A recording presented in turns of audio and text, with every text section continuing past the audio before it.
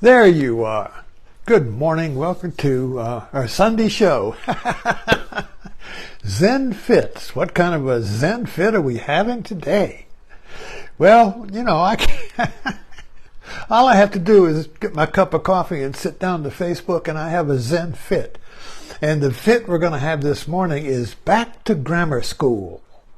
Back to grammar. Do you remember grammar school? Now maybe grammar school is another name for, elementary school, I believe. But then when you take English, maybe in high school, you're going to get some grammar. And you're going to learn the laws of grammar. And I remember one of the basic laws of grammar, the way we use English or our language, the laws of it is the three persons. Kind of like the Trinity. You got the first person, the second person, and the third person. Do y'all remember what they are? Well, if you read a book, for instance, he wrote that in the first person. So, in other words, the author is writing his I. Or he write about in the third person. So the third person is usually the standard person we use. It's the language. It's the person of science, where everything is an it. You write about it. You're outside of it. You're writing about it. You write about the character, the hero, the things that happen. It's all over there, and you're over here, you see. So in the third person, there is a gap or an abyss between what you're writing about, the world, the things in it, the person, place, or thing, that's an it. Third person, place, or thing, that covers it, you see, person, place, or thing. You're writing about it, but you're not in it. You're outside of it. All right, so but in the first person, there's a grammatical shift, and now you write as if you are, as you experience it. I did this. Now I think this, and now I'm going. Now I'm anxious, and you describe what you're writing about as you feel it, experience it, rather than it being over there. You see the difference? Now, the second person, as I recall, as I'm using it, is kind of like I-you. And I don't know if you can write in second person or not. But it's there's a third person is I-it. First person, third person is I-it. Second person is I-you, is a relationship. And first person is I-am. Okay. Let's go to Avatar. What started this for me was emptiness. So somebody was, one of my friends, was writing about sunyata. What is sunyata? So somebody said, sunyata means emptiness. What is this emptiness? Zen talks about, or non-duality. Oh, it's empty. Everything is empty. It's a void. Nothing exists. It's empty. What the fuck is empty? So we can't really get our hands around empty because we're using third person. We're using it as, we're talking about emptiness as an it. And emptiness means it's empty of its. There ain't no its. It's empty. So how can you talk about it? How can you talk about emptiness when it's nothing there? You have to talk about it as something, person, place, or thing. The grammar requires it. Our rules of grammar demand that everything is an it if you're going to talk about it. If you're going to be it, if you're going to be your first person. But you see, even when we use it in grammar, when I am it, when I write about it from first person, you're seeing what I write about as it. So we're always being outside of it, you see. We're always stepping out, no matter what we talk about, write about, study, experiment with, it's always an it. That's just the way it works. The grammar, everything is an it if you're going to talk about it. But if you're going to be it, first person, you can't talk about it. So let's talk about Avatar. Now, I love Avatar. I've been writing about Avatar on my page on Avatar, the Voyage to Pandora, ever since Avatar came out. And you know, it says here, a reluctant hero, an epic journey, a choice between the life he left behind and the incredible new world he learned to call home. Return to James Cameron. Avatar, the greatest adventure of all time. Well, I really see that. I mean, this is the metaphor that just keeps on giving to me, because it's got the three persons in it. Now, the sky people, the humans, see the world as third person, and it actually says so. Well, everything's in it. There's no sacred tree. Oh, these stupid natives here, they got it's just a tree. Cut the thing down, another one will grow. It's just an it, you see. Of course, that viewpoint, that grammar destroyed the earth in the movie. That's why they went to Pandora, because they had ruined the earth with their grammar, with treating everything as an it. Now, the Navi were kind of like second person. You know, everything was thou. If they killed an animal, they performed a religious ceremony. It was sacred. Everything was sacred. Everything was thou. Not an it. Thou. I, you means I as you as I. In other words, the second person grammar is basically sacred grammar. A sacred way of viewing everything is thou. Everything is sacred. This is the way the Native American cultures view the world, as thou, as you, as there's no gap between I and it. You see, with the third person, with the earth people, the sky people, metaphorically, the head people, you see, there's a gap between I and it. Everything is it, the world is over there, but I am not in it. I'm outside of it. And that's the way the grammar frames the world we live in. We're stuck in the third person grammar. And we're stuck in it because when everything is in it, we can make air conditioners and a shaving cream. And this whole system we live in here with Costco and everything, it's all its. We're able to make a world of its, you see. But we've lost our home. We've lost our home because we're lost in our grammar. It's as simple as that. Everything's in it. Not because everything is in it. It's because the way I use words, the rules of my language, create everything is in it. And I'm in exile. I'm really not in the world. I'm looking at the world from outside of it, you see.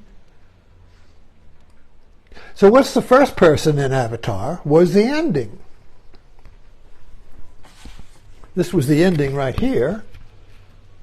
So Jake Sully goes through, he leaves the third person grammar and discovers the Navi as second person, I, thou. He goes from I, it to I, thou. And then he makes the shift to I, thou. At that point, if you remember, when he was rejected by both the sky people, the humans, and the Navi, and he said he was in a no man's land. He didn't know which was a dream and which was a real. He didn't know. He was here. Remember this? When he was in no man's land, he didn't know if he was a hag or a princess. He went wah, wah, wah, wah, wah, wah, wah. The wah, wah, wah is that moment where we don't know if we're third person or second person. If everything is sacred, if I am the world and the world is me, or if I'm separate from the world and the world is just it. See, this is a huge shift. It's not a shift in just grammar. It's a shift in the way you know the world. It's a shift in the way you are in the world from third person to second person. You see, so second person is I, thou, which means you are the world and the world is you. There's no gap. And yet you're still separate. Otherwise, in other words, that you still know the other person is a person, but you are the other and the other is you. So that means, the transitional point here is when we are in that no man's land and we don't know if I'm the hag or the princess, good or bad, And then we break through to the other side. And we break through to the other side using Avatar as my metaphor. Now, this is not this is my own way of viewing it, so don't go look it up on Google. Say, well, Google says it doesn't do. So the shift in Avatar is from Jake Sully, our hero. He's a reluctant hero. Goes from third-person world to second-person world of the Navi, but yet that is not satisfactory either. Something's missing. So he goes, remember, in the end, he goes through this magic merging alchemy, and where they put the two, the earth body and the Navi body together, and he sits straight up and looks directly at you. Now, who wakes up? Who wakes up in Avatar? Now, if you think who wakes up is Jake Sully, who's in it, you're still in third person. You see. The shift in Avatar is when you go through the alchemy of transcendence and you wake up as first person. You wake up as I am. You wake up as I am. And now you're home, your town.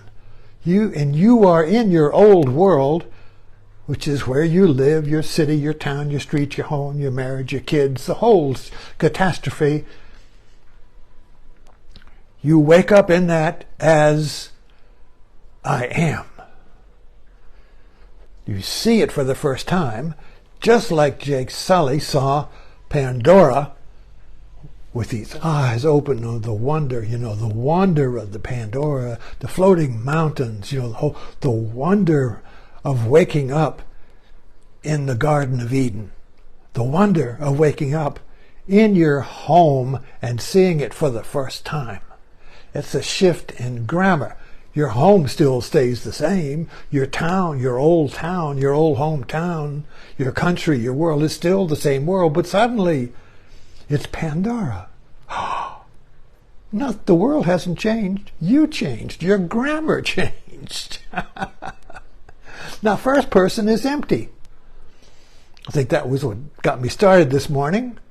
Now, when Buddha awakened, now remember, if you think Buddha's an it, person, place, or thing, you're in third person. Forget it.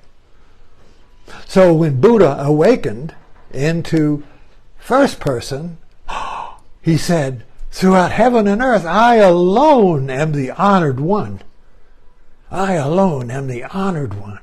The honored one. Now, the honored one is first person.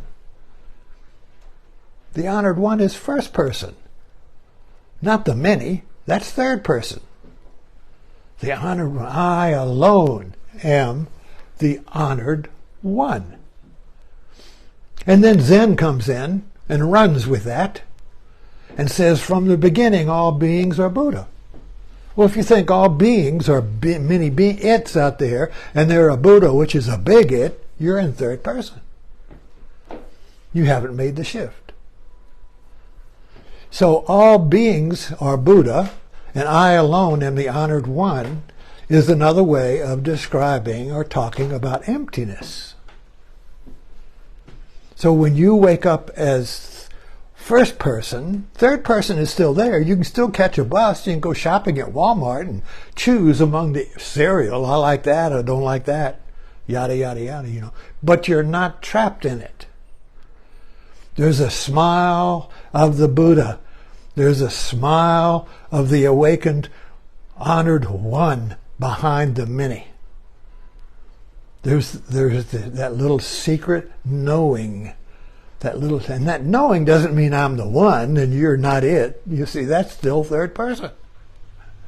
The honored one is empty. It's empty of all its. It's empty of all things. It's empty of the many. So it's a shift from knowing something and it and talking about it to being the knower. I alone am the honored one is that who knows before everything is an it, you see. So that knower, that knowing awakens, and there's still it's out there. We still got grammar. We still talk about it, and he's good, that's bad, yada, yada. I like it, I don't like that, yeah. But behind that, you see, is the honored one that has no second. Historically, theologically, that's the description of God. The one without a second. God is the honored one, so I'm just an it. Yeah, I'm just an it. God's the one. Or who would get in a cult, Trump's the one, or whatever. So, this, from the emptiness of Zen, I've suddenly realized this morning, I'm always having little, was the I alone and the honored one was when Jake Sully woke up. And he sat straight up looking at you and he says, I see you. I see you. Who is this, you see? It's you. Thanks for dropping in. Go back to grammar school now.